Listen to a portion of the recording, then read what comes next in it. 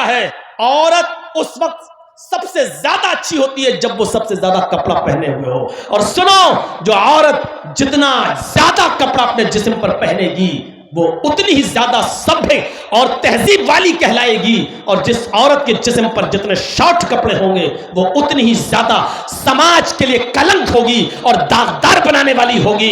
اور وہ امیر باپ کی بیٹیاں، یہ بھی سن لو، یہ بھی پہچان میں آپ کو بتا رہا ہوں، جو جتنا امیر ہوگا باپ، ایک پہچان نوٹ کر لو، جو باپ جتنا امیر ہوگا، جس کے پاس جتنا پیسہ ہوگا، آپ اس امیر باپ کی بیٹی کو اتنے ہی شارٹ کپڑوں میں دیکھو گے، اتنے ہی کم کپڑوں میں دیکھو گے.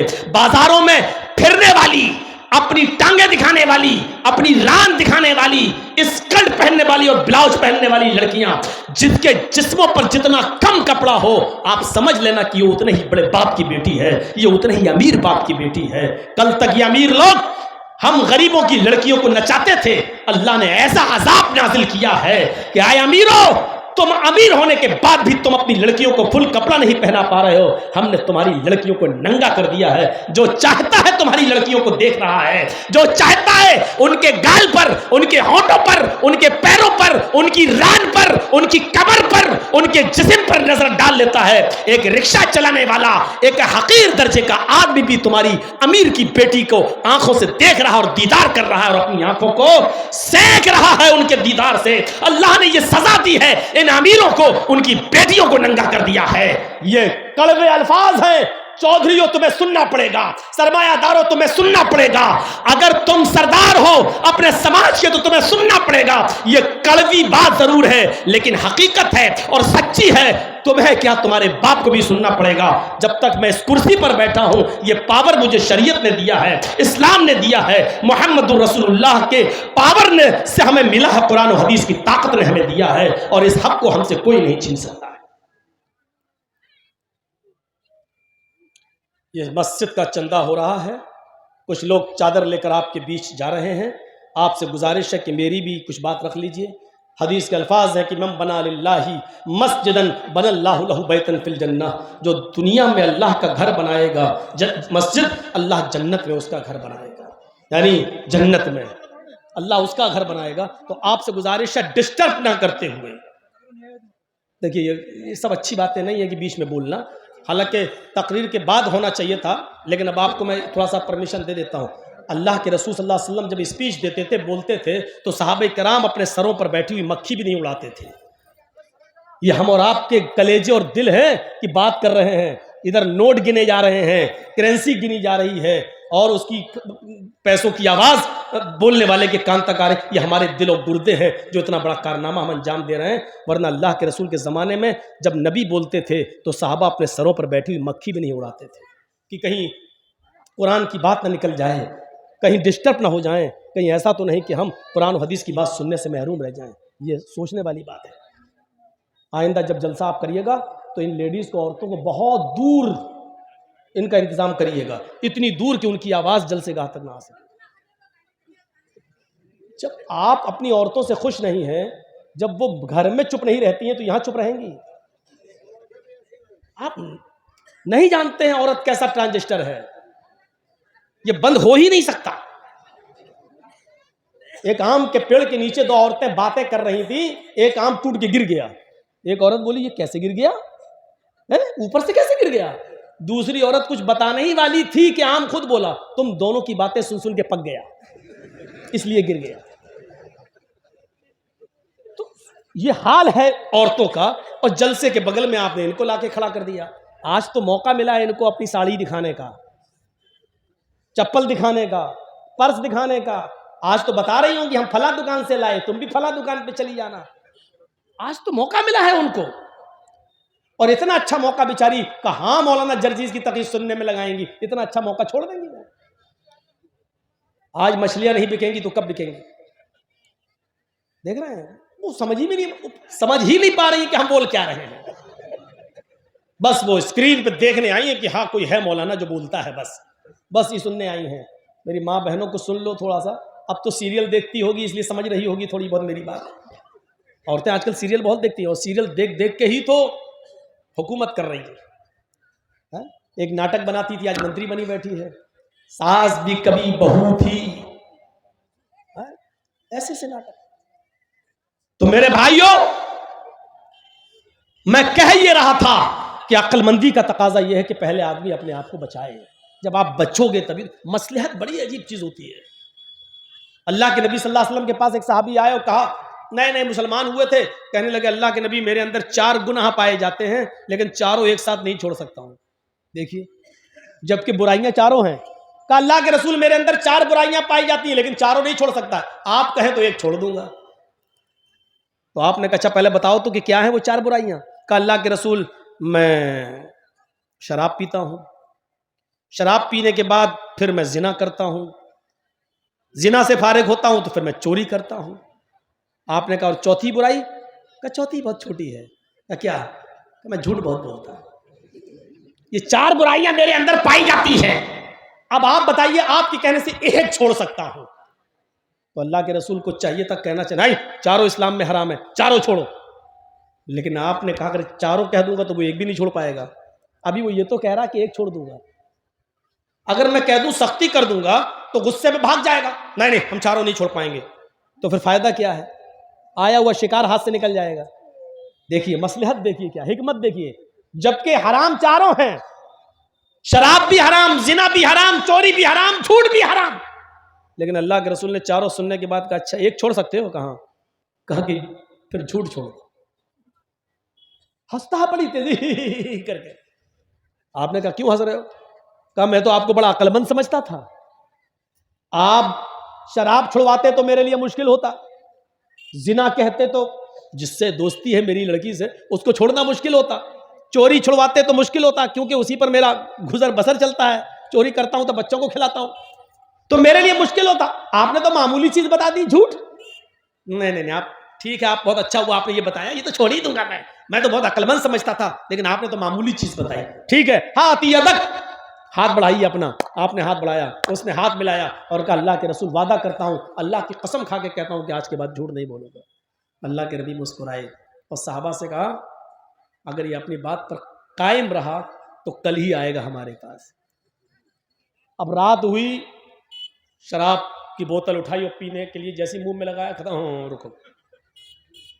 अगर कहीं अल्लाह के नबी ने मजाक में पूछ लिया कि बोल शराब पी थी या नहीं, और मैंने कह दिया हाँ, तो शराब के तो 40 कोड़े हैं, जब मैं खुद कबूल कर लूंगा तो गवाह की जरूरत ही नहीं है, तो 40 कोड़े मारे जाएंगे, 2 कोड़े तो खा नहीं पाऊंगा मैं, 40 कैसे? और अगर मैंने कह दिया नहीं तो ये झूठ हो जाएगा। और मैं अल्लाह की कसम खा के, पहले जमाने के लोग अल्लाह की कसम खा लेते थे तो उसको निभाते थे। नहीं, अगर मैंने कह दिया नहीं तो ये झूठ होगा और मैं अल्लाह की कसम खा के आया हूं कि मैं झूठ नहीं बोलूंगा, अरे छोड़ो यार शराब छोड़ देता हूं, क्या हो। औरत के पास गया जिना करने के लिए, हदीस के अल्फाज तो ये हैं कि वो दोनों तैयार हो गए जिना के लिए। तैयार का मतलब कपड़े अपने उतर चुके, लेकिन उसी वक्त सोचने लगा हाँ नहीं नहीं नहीं रुको यार, कहीं अल्लाह के नबी ने अगर पूछ लिया कि बोलो कल जिना किया था या नहीं, और मैंने कह दिया हाँ शादीशुदा हूं, पत्थरों से मार मार के खत्म कर दिया जाएगा। और अगर मैंने कह दिया कि नहीं तो ये झूठ होगा, और मैंने अल्लाह की कसम खाकर वादा किया कि मैं झूठ नहीं बोलूंगा, और उससे कहा मैं ये काम नहीं करूंगा, हट हट हट। कि क्या हुआ? नहीं नहीं मैं झूठ नहीं बोल सकता। कहा कि झूठ नहीं बोल सकते तो सच बोल के मरना है क्या? हा? अब चोरी करने गया, हदीस के अल्फाज है कि बहुत कुछ चुरा भी लिया, दीवार फांद कर कूदने वाला था, सोचने लगा कि कर नबी ने पूछ लिया कि चोरी की थी या नहीं, और मैंने कह दिया हाँ तो हाथ काटा जाएगा, और कह दिया नहीं तो झूठ होगा, मैं झूठ नहीं बोलूंगा क्योंकि अल्लाह की कसम खा के आया। सामान जहां से चुराया था वहीं रख दिया।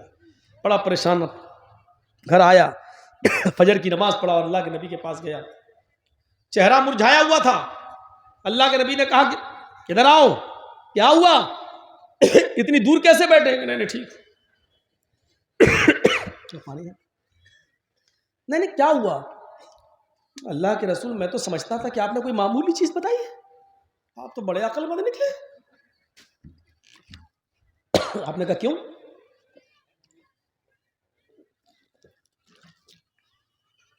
कहा क्यों? कहा आपने कहा झूठ छोड़ दो, छोड़ा था झूठ, اور چھوٹ گئی چاروں برائیاں. اب اللہ کے نبی کے چہرے پہ مسکراہٹ آئی اور کہا میں جانتا ہوں فَإِنَّ الْكِذْبَ رَأْسُ الذُّنُوبِ، جھوٹ ہی تو ہے جو تمام گناہوں کی جڑ ہے. میں نے جڑ کاٹ دی ہے تاکہ گناہ نہ ہو. اللہ تمہاری حفاظت فرمائے. غور کرو میرے بھائیوں، آپ چاہتے تو کہہ سکتے تھے اے چاروں چھوڑ، اور اگر یہ کہتے تھے چاروں چھوڑ تو بھاگ جاتا، میں ایک بھی نہیں چھوڑوں گا. میں نہیں چھوڑوں گا. اس کو کہتے ہیں حکمت، اس کو کہتے ہیں مصلحت. کبھی کبھی یہ حکمت اپنانا چاہیے علماء کو بھی، کیونکہ اللہ کے رسول نے یہ حکمت اپنائی.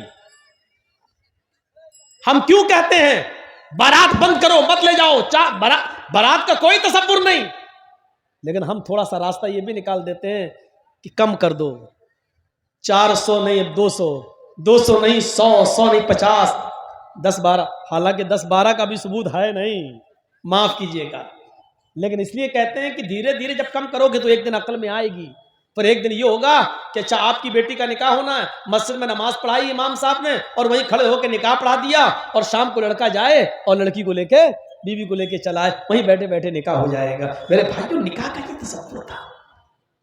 سوچو، سنن دارمی کی روایت، ایک نوجوان اسلام لا چکا ہے، ابھی اسلام لایا مسلمان ہوا ہے، اور دوسرے ہی دن آ کر کہہ رہا ہے اے اللہ کے رسول مجھے اجازت دیجئے کہ میں زنا کروں.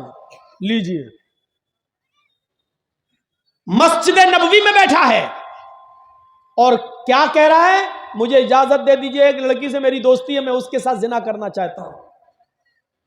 اجازت کس سے مانگ رہا ہے؟ دو چیزیں سمجھ لیجئے. اجازت کس سے مانگ رہا ہے؟ جو دنیا میں اللہ کے بعد سب سے بڑا درجہ کس کا ہے؟ محمد رسول اللہ کا. اجازت کس سے مانگ رہا ہے؟ دنیا کی سب سے بڑی ہستی سے. اور اجازت کس چیز کی مانگ رہا ہے؟ زنا، سب سے گندے کام کی. سوچئے، اجازت کس کی مانگ رہا ہے؟ سب سے گندے کام کی. اور اجازت کس سے مانگ رہا ہے؟ دنیا کی سب سے بڑی ہستی سے.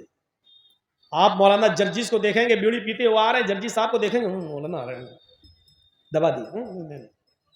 بہت کم لوگ ایسے ہیں جن کے پاس اتنا بڑا دل و گردہ ہو کہ جرجیس صاحب کے سامنے تمباکو کھا رہے ہیں.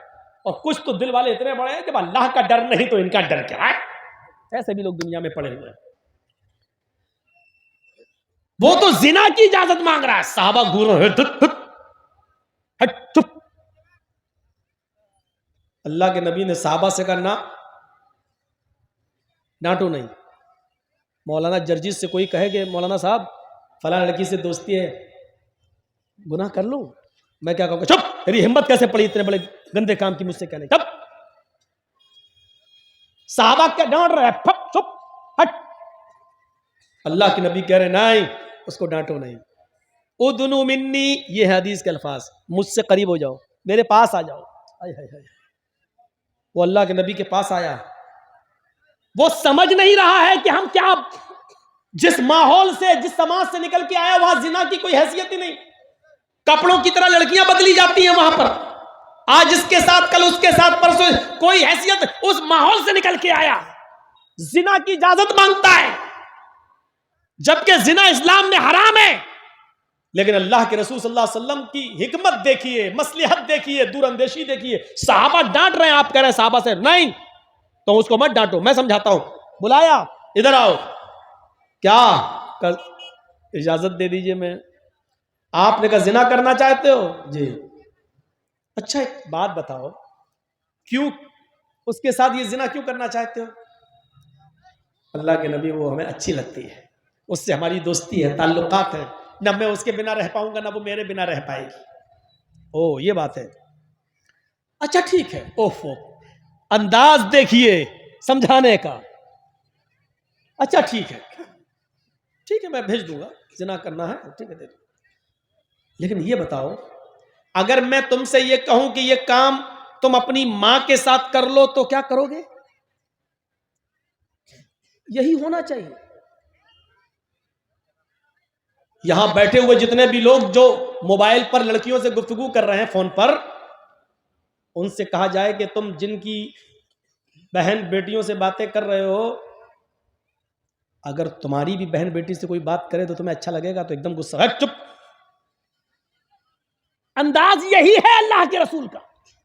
آپ نے کہا اگر میں کہوں کہ یہ کام تم اپنی ماں کے ساتھ کر لو تو کرو گے؟ کہتا کیا؟ آپ نے کہا جو اس لڑکی کے پاس ہے وہ تمہارے ماں کے پاس بھی ہے. انداز دیکھیے، جو چیز حاصل کرنا چاہتے ہو وہ چیز تو تمہارے ماں کے پاس بھی ہے.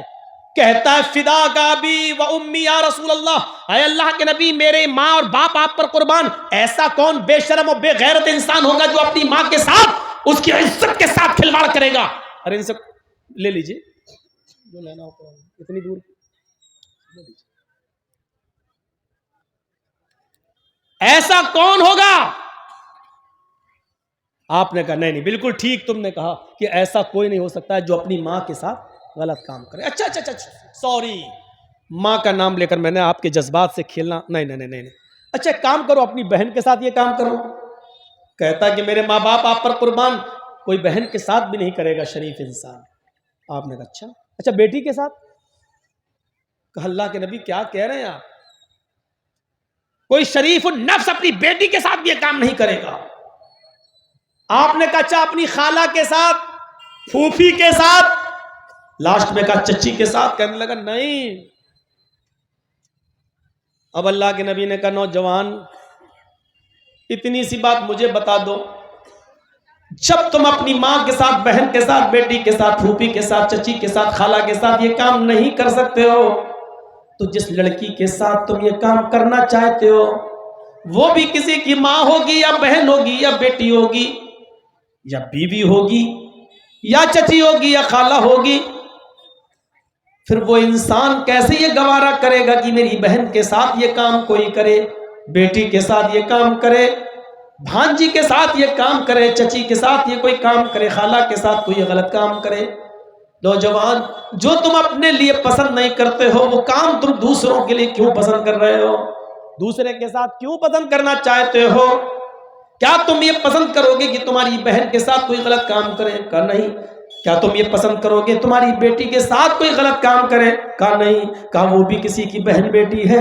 اتنا کہنا تھا اس نوجوان کا کے اندر زنا کا جنون نکل جاتا ہے اور کہتا کہ میرے لیے دعا کیجئے اللہ تعالیٰ مجھے زناکاری سے بچائے، محفوظ فرمائے. اللہ کے نبی صلی اللہ علیہ وسلم نے اس کے سر پر ہاتھ رکھ کر فرمایا کہ اللہ اس نوجوان کی نظروں کی حفاظت فرما. اس نوجوان کا بیان ہے کہ اللہ کے نبی صلی اللہ علیہ وسلم نے صرف یہ کہا تھا کہ اللہ اس نوجوان کی نظروں کی حفاظت فرما.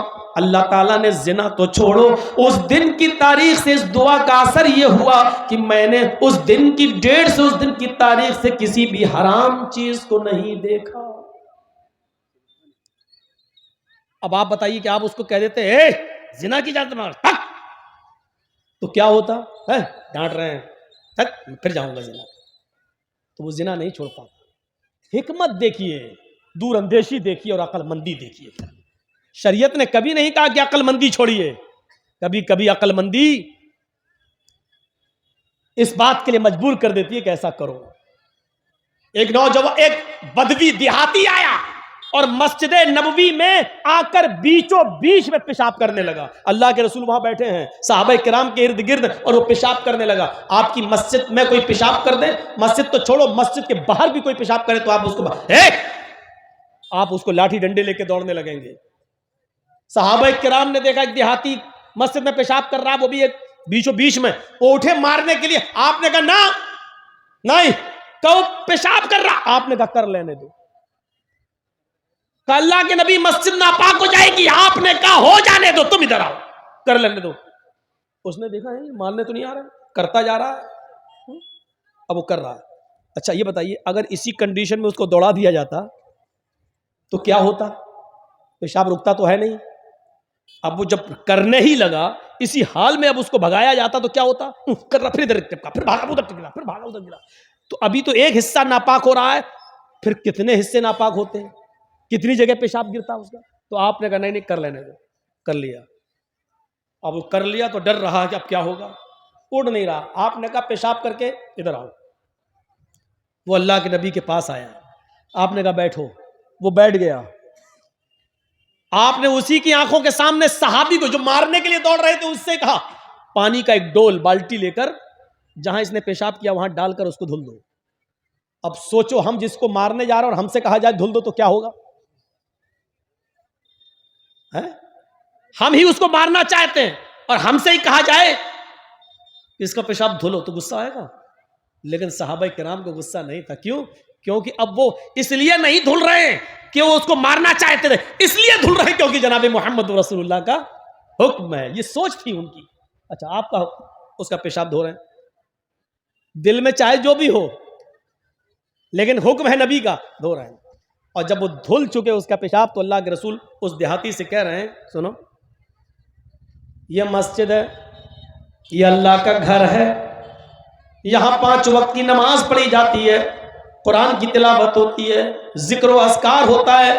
میں اللہ کا نبی ہوں, میرا نام محمد ہے, میرا باپ عبداللہ تھے, محمد ابن عبداللہ ہوں, مجھے اللہ نے رسول بنا کر بھیجا ہے, میں محمد رسول اللہ ہوں اور اللہ نے مجھے پیغمبر بنا کر بھیجا ہے, 5 وقت کی نمازیں فرض کی ہیں. یہ اللہ کا یہ نہیں کہہ رہے ہیں تم ایمان لاؤ, آپ نے توحید کی دعوت دے دی, رسالت کی دعوت دے دی, میں اللہ نے مجھے پیغمبر بنا کر بھیجا, 5 وقت کی نمازیں فرض کی گئی ہیں, یہاں نماز ہوتی ہے, اللہ کا ذکر ہوتا ہے. جاؤ آئے دیہاتی, آئندہ اس مسجد کا احترام کرنا, کہیں باہر کہیں پیشاب کر لینا, لیکن اللہ کے گھر میں جہاں ذکر و اذکار ہوتا وہاں پیشاب مت کرنا, آئندہ اس بات کا خیال رکھنا. اس نے اللہ کے نبی کی شکل آج پہلی بار دیکھی ہے قریب سے, ابھی تک سنتا تھا جادوگر ہے, یہ ہے وہ ہے, وہ پلٹتا جا رہا ہے, مسجد سے رخصت ہوتا ہے لیکن بار بار پیچھے پلٹ کر دیکھتا بھی جاتا ہے, دیکھتا جا رہا ہے, آگے بڑھتا جا رہا ہے. پھر وہ اپنی قوم کے اندر گیا, سماج میں گیا اور کہنے لگا آئے میری قوم کے لوگوں, آئے میرے سماج کے لوگوں, آئے میری قوم کے لوگوں, آج میں نے محمد رسول اللہ کو اپنی آنکھوں سے دیکھا ہے. تم تو کہتے تھے وہ جادوگر ہے, تم تو کہتے تھے کہ وہ سابی ہے, تم تو کہتے تھے کہ وہ بددین ہے, تم تو کہتے تھے کہ وہ ایسا ویسا ہے. اللہ کی قسم تم جھوٹ بولتے تھے اس نبی کے بارے میں. نہ وہ جادوگر ہے, نہ وہ سابی ہے, نہ وہ بددین ہے. ما شتمنی وما قہرنی وما غضبنی, وہ ایسا ہے اس کی مسجد میں میں نے پیشاب کر دیا, اس کے باوجود نہ تو اس نے مجھے گالی دی ہے, ما شتمنی, نہ اس نے مجھے گالی دی ہے, وما قہرنی, نہ وہ میرے اوپر غصہ ہوا ہے, نہ اس نے مجھے ڈانٹا ہے, جھڑکا ہے, وما غضبنی, اور نہ ہی اس نے غیظ و غضب غصہ مجھے دکھایا ہے. لوگوں تم جھوٹے ہو, میں اسی کے پاس جاتا ہوں اور اپنا رشتہ اس سے جوڑتا ہوں. پھر وہ لوٹ کر آتا ہے اور اسی مسجد نبوی میں آ کر اللہ کے نبی سے کہتا ہاتھ یدکا وبایک علی الاسلام, اپنا ہاتھ بڑھائیے, میں آپ کے ہاتھ پر ہاتھ رکھ کر اسلام قبول کرنا چاہتا ہوں. اور اس نے کلمہ پڑھا اور اسلام قبول کر لیا. اشہد ان لا الہ الا اللہ و اشہد ان محمد عبدہ ورسولہ. مسجد میں پیشاب کرنے والے کو ڈانٹا نہیں, پھٹکارا نہیں, بھگایا نہیں, بلکہ پورے اطمینان کے ساتھ سکون کے ساتھ اس کو پیشاب کرنے کی پرمیشن دی.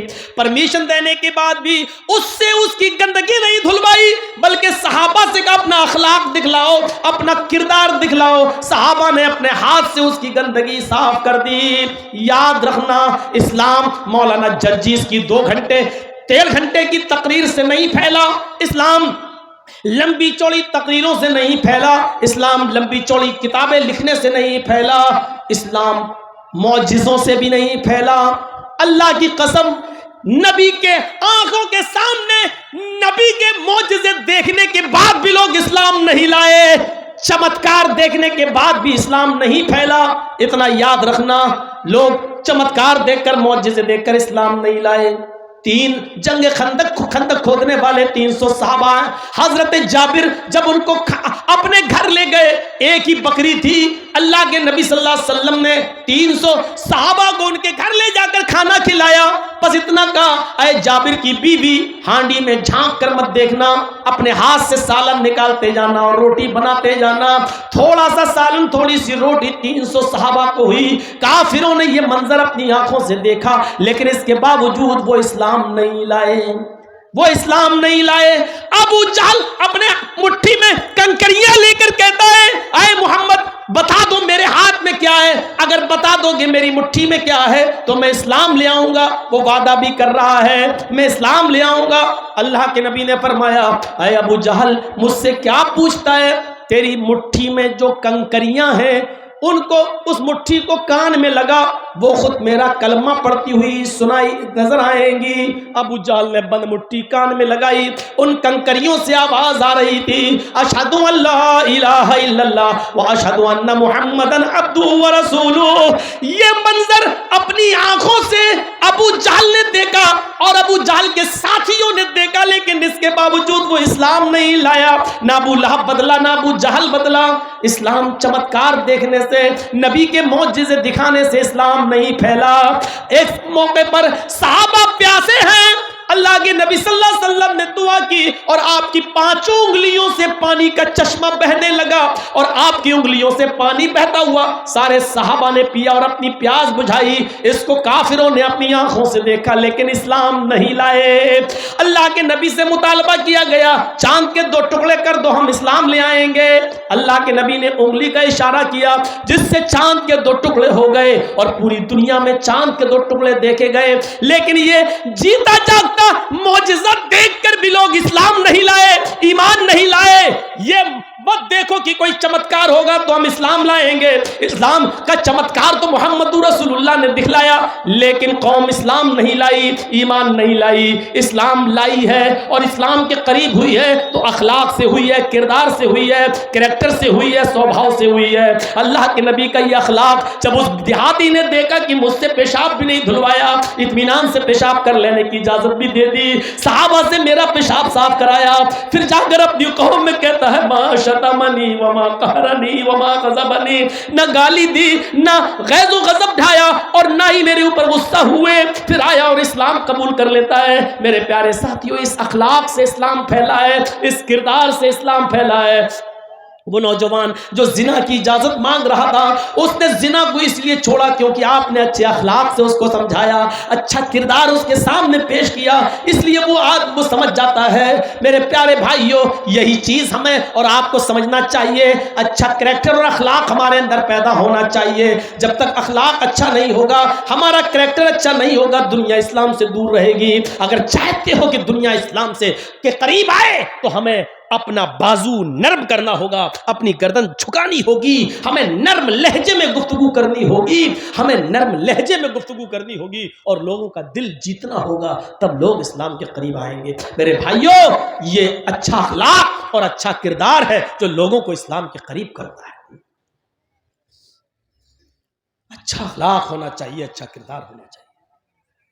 تکبر اخلاق کا سب سے بڑا دشمن ہے. جب یہ آ جائے آپ کے اندر کہ میں کچھ ہوں تو یاد رکھیے آپ اچھا اخلاق پیش نہیں کر سکتے. نبی اکرم کے اخلاق کا یہ حال تھا. حضرت انس جنہوں نے 10 سال نبی کی خدمت کی, 10 سال تک نبی کے لیے وضو کا پانی بھر بھر کر لائے اور نبی کو دیا. حضرت انس 10 سال نبی کی سیوا کرنے کے بعد 10 سال کا تجربہ بیان کرتے ہیں اور کہتے ہیں اللہ کی قسم میں نے 10 سال نبی اکرم کی خدمت کی, 10 سال نبی اکرم صلی اللہ علیہ وسلم کے کپڑے دھوئے, 10 سال نبی کا سر دبایا, 10 سال نبی کا پیر دبایا, 10 سال نبی کے لیے کنویں سے پانی کھینچ کر وضو کے لیے لوٹا بھر بھر کے دیا, 10 سال میں نے نبی کی خدمت کی. لیکن اس 10 سال کی زندگی میں کبھی اللہ کے رسول نے مجھے ڈانٹا نہیں کسی ایسے کام پر جس کو کہا ہو کر دینا, اے انس یہ کرتا دھل دینا تم میرا, میں جا رہا ہوں نماز کے لیے اور تم بھی چلو, نماز پڑھنے کے بعد تم میرا کرتا دھل دینا. اور میں بھول گیا یا چھوٹا تھا میں نے کرتا نہیں دھویا. آئے شام کو عصر کی نماز پڑھ کر کہا انس کرتا دھل دیا؟ میں نے کہا نہیں. مسکرا کے رہ گئے. کبھی یہ نہیں کہا کہ تم نے یہ کام کیوں نہیں کیا, اور کسی کام کو منع کیا کہ یہ مت کرنا. لیکن میں کر گیا تو کبھی مجھ سے یہ نہیں کہا کہ یہ کام تم نے کیوں کیا. یہ 10 سال کی زندگی ہے اور یہ وہ بتا رہا ہے جس نے 10 سال نبی کے جوتے صاف کیے ہوں, جس نے 10 سال نبی کا پیر دبایا ہو, جس نے 10 سال نبی اکرم کے کاندھے سے کاندھا ملا کر چلا ہو, نبی کا خادم جس نے 10 سال نبی کی خدمت کی ہو. یہ وہ کہہ رہا ہے کہ 10 سال میں نے نبی کی خدمت کی, میرے نبی نے کبھی ڈانٹا نہیں, کبھی پھٹکارا نہیں, کبھی ہم کو کبھی یہ نہیں کہا کہ یہ کام کیوں کیا, اور کبھی یہ نہیں کہا کہ یہ کام کیوں نہیں کیا. یہ اخلاق تھا جناب محمد رسول اللہ کا. وہی انس بیان کرتے ہیں کان رسول اللہ صلی اللہ علیہ وسلم یعود المریض ویشہد الجنازہ ویرکب الحمار ویجیب دعوت العبد. بخاری شریف کی حدیث کے الفاظ ہیں, یہ حضرت انس بیان کرتے ہیں کہ اللہ کے رسول صلی اللہ علیہ وسلم کی اخلاق کا حال یہ تھا کہ کان یعود المریض, کوئی بھی بیمار ہو, چھوٹا ہو یا بڑا, آپ اس کی عیادت کے لیے چلے جاتے تھے, اس کی تیمارداری کرنے جاتے تھے. اور صرف یہ نہیں کہ وہ مسلمان ہو, اللہ کے رسول یہودی اور عیسائی اور مجوسی کی بھی عیادت کرنے جاتے تھے. ایک 12 سال کا بچہ بیمار تھا یہودی کا, آپ اس کی بھی عیادت کرنے چلے گئے, اس کے پاس بیٹھ گئے. وہ بیمار اتنا تھا کہ آخری سانسیں لے رہا تھا, کر رہا تھا, اس کی روح نکلنے والی تھی. آپ اس کے سرہانے پر بیٹھ گئے, اپنا ہاتھ اس کے سر پر رکھا, وہ اللہ کے رسول کو دیکھنے لگا, پھر اپنے باپ کی طرف بھی دیکھتا جا رہا تھا, پھر نبی کو دیکھنے لگتا ہے, مسکرا رہا ہے. اللہ کے رسول نے اس سے کہا قل لا الہ الا اللہ, اگر تمہارا دل ہو, اگر تمہاری مرضی ہو, اگر تم خوشی خوشی اگر کلمہ پڑھنا چاہتے ہو تو پڑھ لو, لا الہ الا اللہ کہہ دو. اس کا دل پہلے سے نبی کی طرف تھا, لیکن وہ اپنے باپ اور اپنی ماں کی وجہ سے اور خاندان کی وجہ سے وہ 12 سال کا بچہ اسلام نہیں قبول کر سکا. آج موت کے منہ میں ہے, آخری سانسیں لے رہا ہے, اللہ کے نبی اس کے سرہانے بیٹھے ہیں اور کہہ رہے ہیں کہ اگر تمہاری مرضی ہو اور خوشی خوشی پڑھنا چاہتے تو پڑھ دو. اس نے اپنے باپ کو دیکھا, اس کے باپ نے سمجھ لیا میرا بیٹا محمد رسول اللہ کی تعریف کرتا رہا, ہمیشہ ان کی باتیں سن کر آتا تھا اور تعریف کرتا تھا, آج آخری وقت میں اپنے بیٹے کا دل کیسے توڑ دوں. کہا بیٹے ابو القاسم کی اطاعت کرو, جو کہہ رہے کرو, تم پڑھنا چاہتے ہو پڑھو, آج میں تمہیں نہیں روکوں گا.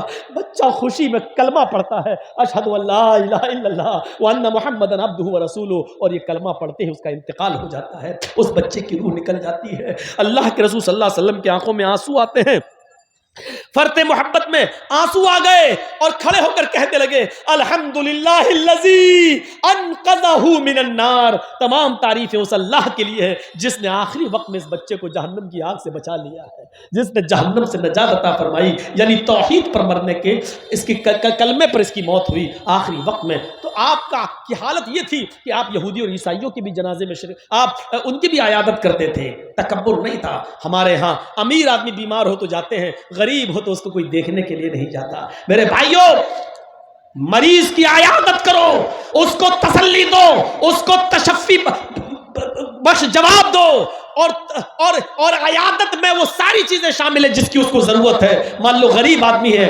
آپریشن ہونا ہے, بہت پیسے لگنا ہے, تو اس کی مدد بھی کرو کہ لو یہ, اور دوسروں سے بھی کرواؤ, کیونکہ یہی عیادت ہے اور یہی تیمارداری ہے. میرے بھائیوں, اللہ کے رسول مریض کی عیادت کرتے تھے, چھوٹا بڑا نہیں دیکھتے تھے.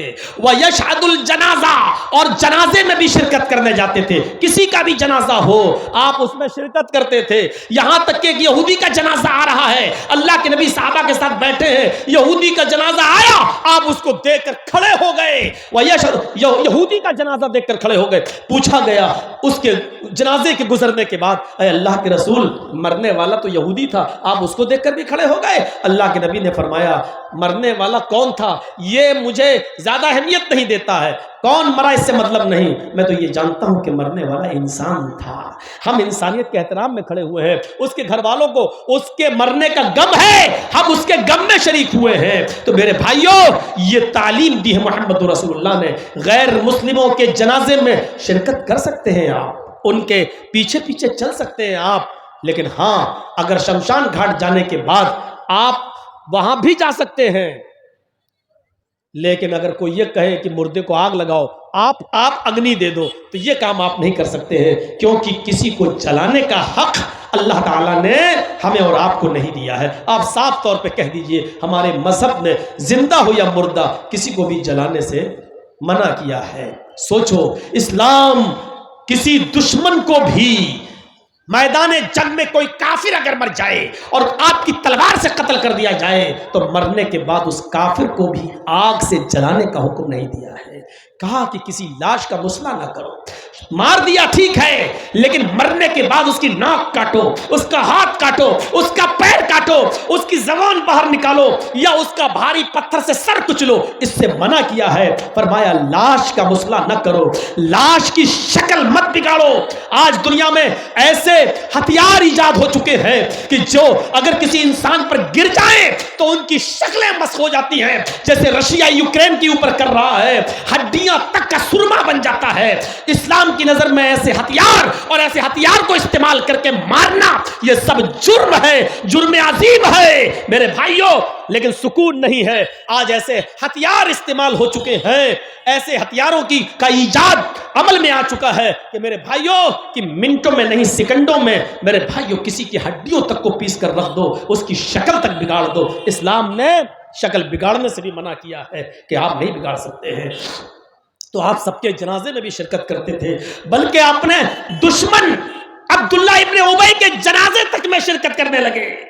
وہ دشمن جس نے محمد رسول اللہ کو گالی دی، نبی کی بیوی کو پر زنا کی تہمت لگائی اور کہا کہ عائشہ فلاں فلاں آدمی کے ساتھ غلط تعلقات ان سے قائم ہوئے۔ حضرت عائشہ کی برات میں پاک دامنی میں اللہ نے سورہ نور کے اندر 18 آیتوں کو نازل فرمایا۔ میرے بھائیوں، وہ عبداللہ ابن ابی جو نبی کو نبی کی بیوی کو گالی دیتا تھا لیکن مر گیا، تو اس کا بیٹا کہنے لگا کہ اے اللہ کے رسول، آپ اپنی قمیض یا چادر آپ دے دیں تو میں اپنے باپ کے کفن کی جگہ پر اس کو ڈال دوں، شاید جب تک آپ کی چادر یا قمیض میرے باپ کے جسم پر رہے گی شاید اللہ تعالیٰ اس کے عذاب میں کمی کر دے۔ اللہ کے نبی نے فوراً قمیض اتار کے دے دی۔ حضرت عمر نے کہا اللہ کے رسول، اس ظالم کو قمیض دے رہے ہیں جو آپ کو گالی دیتا رہا زندگی بھر اور آپ کی بیوی کو اما عائشہ پر تہمت لگاتا رہا، زنا کی گندی گندی تہمت لگاتا رہا، آپ اس کو چادر دے رہے ہیں، آپ اس کو قمیض دے رہے ہیں۔ اخلاق کا عالم یہ تھا کہ اللہ کے نبی فرماتے ہیں اے عمر، اگر میری قمیض پہن لینے سے یا چادر پہن لینے سے اگر اللہ اس کے عذاب میں کمی کر دے تو میرا کیا بگڑ جائے گا؟ اگر اللہ اس کے عذاب میں کمی کر دے تو میرا کیا بگڑ جائے گا؟ لوگوں نے کہا اے عبداللہ ابن ابی کے بیٹے، جو رسول اپنی چادر یا قمیض دے سکتا ہے تو وہ تیرے باپ کا جنازہ کیوں نہیں پڑھا سکتا؟ گزارش تو کر، ریکویسٹ تو کر۔ اللہ کے نبی کے پاس آیا بیٹا، کہا اللہ کے رسول اگر میرے باپ کا جنازہ پڑھا دیں آپ تو آپ کا کیا بگڑ جائے گا؟ آپ نے کہا کچھ نہیں، چلو میں تمہارے باپ کا جنازہ پڑھاتا ہوں۔ آپ اللہ کے نبی جیسے ہی کھڑے ہوئے، عمر فاروق نے پیچھے سے قمیض پکڑ کے کھینچا، نہیں میں اس کا جنازہ نہیں پڑھانے دوں گا۔ اے اللہ کے رسول، جو زندگی بھر آپ کو گالی دیتا رہا اور آپ کی بیوی پر زنا کی تہمت لگاتا رہا، آج وہ مر گیا اور آپ اس کا جنازہ پڑھا رہے ہیں، میں نہیں پڑھانے دوں گا۔ اللہ کے نبی نے کہا عمر، میرے دامن کو پیچھے سے چھوڑ دو، اگر میرے جنازے کی نماز پڑھانے سے اگر اللہ اس کو بخش دیتا ہے یا اس کا عذاب کم کر دیتا ہے تو میرا کیا بگڑ جائے گا؟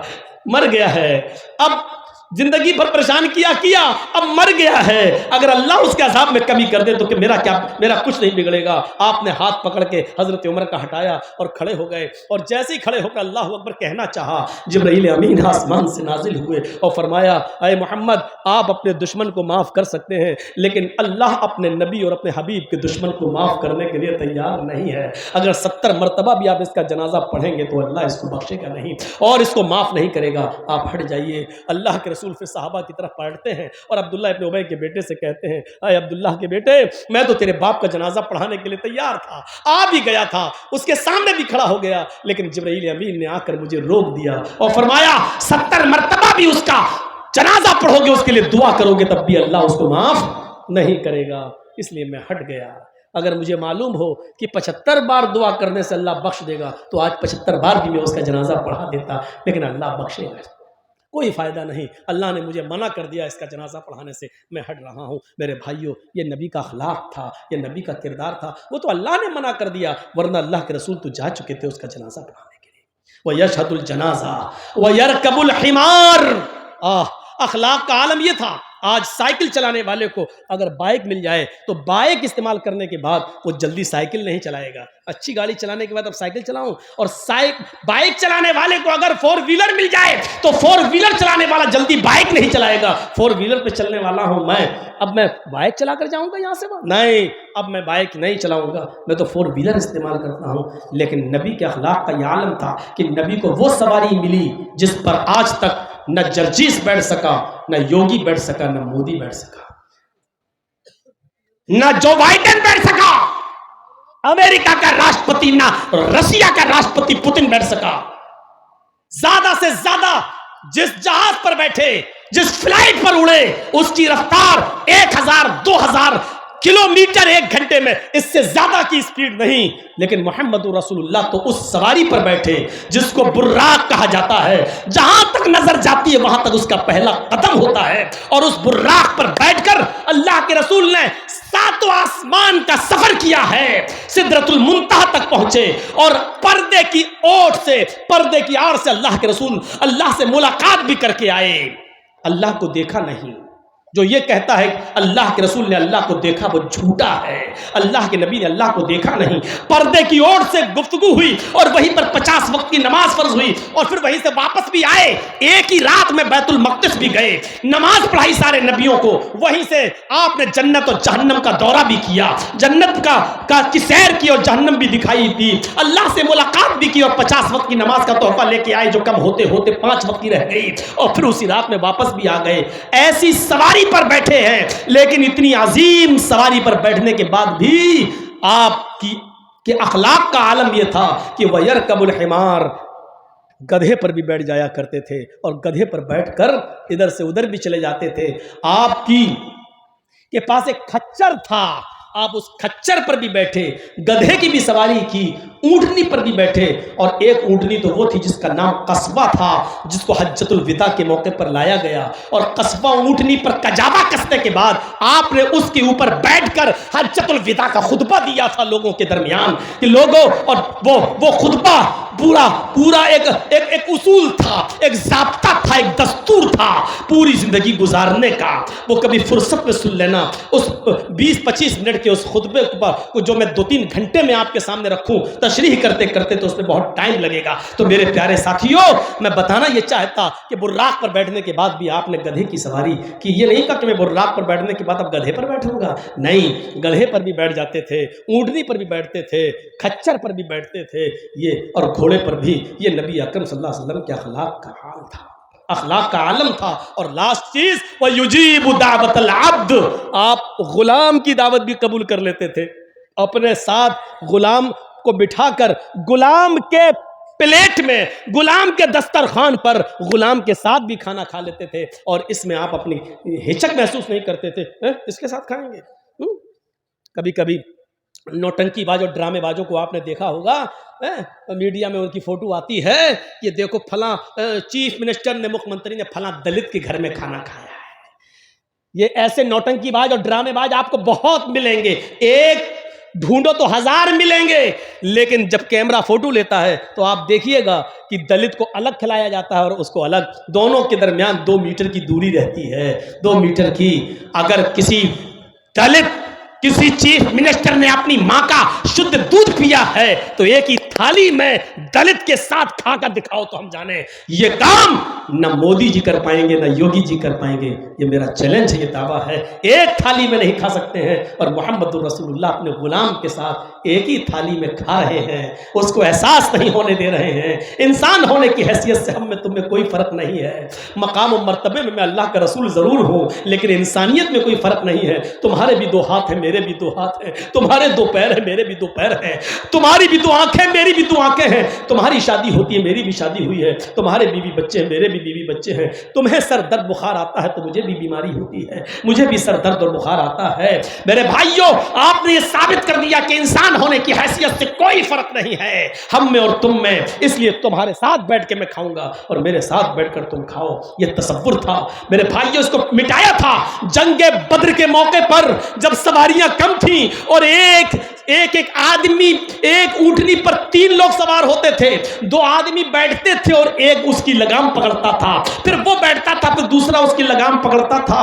एक ऊँटनी 3 सहाबी को दी गई थी जंगे बदर में, 2 बैठते थे, एक चलाता था। अल्लाह के रसूल को अलग से कोई ऊँटनी नहीं मिली, अल्लाह के रसूल को जो ऊँटनी मिली उसमें भी 3 लोग हिस्सेदार थे। नबी के हिस्से में जो ऊँटनी आई उसमें एक अली हिस्सेदार थे, एक अबू दरदा हिस्सेदार थे और एक खुद अल्लाह के रसूल हिस्सेदार थे। और ताज्जुब की बात यह कि जब ऊँटनी पर सफर होता था तो कभी कभी बारी अल्लाह के रसूल की आ जाती थी, अल्लाह के रसूल फिर ऊँटनी की लगाम पकड़ते थे और अली और अबू दरदा ऊँटनी पर बैठते थे। और आपने यह हक छीना नहीं, बहुत कहा अली ने, बहुत कहा अबू दरदा ने, हम आपको पैदल नहीं चलने देंगे, लेकिन अल्लाह के रसूल जो मसावात का दर्स देने आए थे, जो बराबरी का दर्स देने आए थे, उन्होंने कहा नहीं, तुम जब ऊँटनी की लगाम पकड़ते हो तो हमें भी पकड़ने का मौका दीजिए। दरअसल ये इस्लाम का वो प्रचार था जो 1400 साल के बाद दिखाना था और कयामत तक ये बताना था कि मोहम्मद रसूलुल्लाह ने स्पेशलिस्टी अपने अंदर नहीं दिखाई है, किसी चीज के अंदर ये नहीं दिखाया। आज एक एक नेता के पीछे 20-20 गाड़ियां चल सकती हैं, लेकिन मोहम्मद रसूलुल्लाह वो वाहिद लीडर, वो वाहिद नेता है, वो वाहिद लीडर है कि जिन्होंने अपने 2 सहाबी को कहा तुम्हारे बैठने की बारी आई, अली अब तुम ऊँट पर बैठो, और आए अबू दरदा तुम ऊँट पर बैठो, अब मेरा ऊँटनी का लगाम पकड़ के लेके चलने की बारी आई, अब मैं लेके चलूंगा। और ऐसा करके दिखाया। और इसी चीज को देखकर कभी महात्मा गांधी ने कहा था कि अगर इस्लाम की शुआएं, अगर इस्लाम की रोशनी इस भारत पे डाल दी जाए तो भारत भी जन्नत का एक नमूना बन जाए और जन्नत का एक टुकड़ा बन जाए। जरूरत है इस अखलाक को पेश करने की, जरूरत है इस किरदार को पेश करने की। मेरे प्यारे साथियों, 1 बज गया है और मैं बंगाल में आमतौर पर 10 बजे प्रोग्राम करता हूं, 11:30-12 बजे खत्म कर देता हूं। ये बंगाल में मुझे सबसे लास्ट में टाइम दिया, आज आप लोगों ने रिकॉर्ड तोड़ा है मेरा, वरना मैं बिहार और झारखंड छोड़ के बंगाल में प्रोग्राम इसलिए दे रहा हूं क्योंकि यहाँ टाइम सही मिल जाता है। 9:30-10 बजे मुझे बिठा देते हैं, 11:30-12 बजे जलसा खत्म हो जाता है, लेकिन आज आपने 11 बजे मुझे टाइम दिया। बहरहाल आइंदा ख्याल रखिएगा, हम भी इंसान हैं, अब पूरी रात जागना अब हमारे बस की बात नहीं है। मेरे भाइयों, हम बॉडी है, हमारा भी जिस्म है जो सुकून चाहता है। मस्जिद के लिए फिर से एक बार ताउन की अपील कि अल्लाह के लिए अल्लाह के घर को बनाओ। हजरत एक चीज़ और सुन लीजिए, बस बात ख़त्म कर दी, बैठ जाइए, थोड़ा सा बैठ जाइए। हजरत तमीम दारी मस्जिद नबवी बनने के बाद सबसे पहला चिराग जो जला था मस्जिद नबवी में, वो तमीम दारी ने जलाया था। 3 महीने 4 महीने के बाद जब आप ईशा की नमाज पढ़ाने आए तो देखा कि चिराग जल रहा है। पूछा कि इस मस्जिद में चिराग किसने जलाया? किसी के पास तो तेल नहीं था कि चिराग जलाया जा सके, आज चिराग जल रहा है। जवाब दिया तमीम दारी चिराग लाए, तो अल्लाह के रसूल ने मुस्कुराते हुए कहा, अरे तमीम, तुमने मस्जिद में चिराग नहीं जलाया, कद नव्वरतल इस्लाम, आज तुमने इस्लाम को रोशन कर दिया। सिर्फ मस्जिद तुमने नहीं चमकाई, पूरा इस्लाम चमका दिया। सिर्फ मस्जिद तुमने रोशन नहीं की, पूरा इस्लाम रोशन कर दिया। यानी मस्जिद के अंदर अगर कोई काम किया जाए तो मस्जिद की मदद नहीं, पूरे इस्लाम की मदद हो रही है। मस्जिद में रोशनी हो रही है तो पूरा इस्लाम चमक रहा है। अगर आप मस्जिद को मजबूत कर रहे हो, बना रहे हैं, तो आप इस्लाम बना रहे हैं और इस्लाम को मजबूत कर रहे हैं। ये सोचकर आप मस्जिद का ताउन करते जाएं। हम तो स्टेज से उतर कर निकल जाएंगे, लेकिन आप लोग मजीद दे दें, जो दे चुके हैं वो भी दे दें, ये सोच कर दें कि हम इस्लाम की मदद कर रहे हैं और जन्नत में अल्लाह हमारे लिए घर बनाएगा। अल्लाह से दुआ करता हूँ कि बारे अल्लाह हमारी खताओं को माफ़ फरमा दे, हमारे गुनाहों को बख्श दे, हम जमीअ मुसलमानों पर रहम फरमा, हम तमाम मुसलमानों को इत्तिफाक इत्तेहाद के प्लेटफार्म पर कायम फरमा दे। जब तक हमें जिंदा रख, इस्लाम पर जिंदा रखना, और जब हमारा खात्मा हो तो ईमान पर हमारा खात्मा फरमाना। वमा अलैना इल्लल बलागुल मुबीन व आखिरु दअवाना अल्हम्दुलिल्लाहि रब्बिल आलमीन। अस्सलामु अलैकुम व रहमतुल्लाहि व बरकातुहू।